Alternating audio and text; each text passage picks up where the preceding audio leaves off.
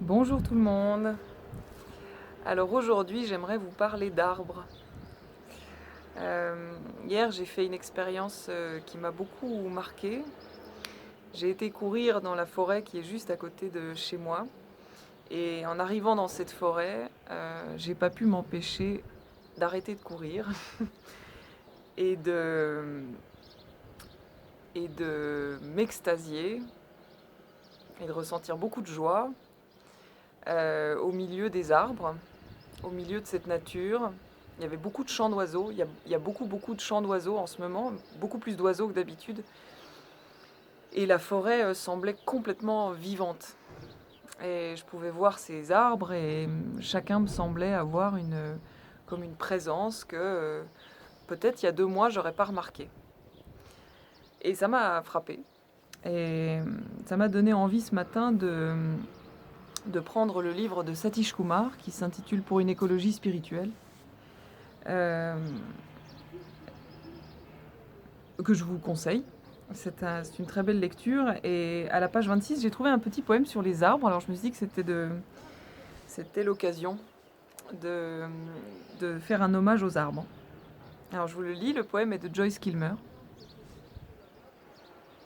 Et j'imagine que c'est une traduction de l'anglais.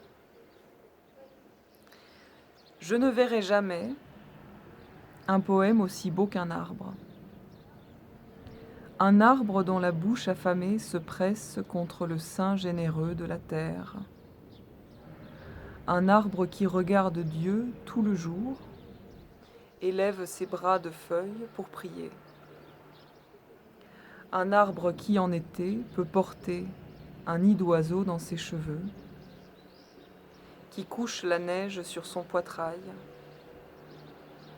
Un arbre qui connaît l'intimité de la pluie. Les poèmes sont écrits par des idiots comme moi, mais Dieu seul peut créer un arbre.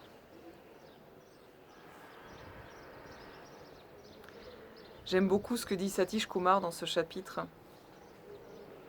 Il dit entre autres, je cite juste avant ce poème, « La nature est douce, généreuse et compatissante.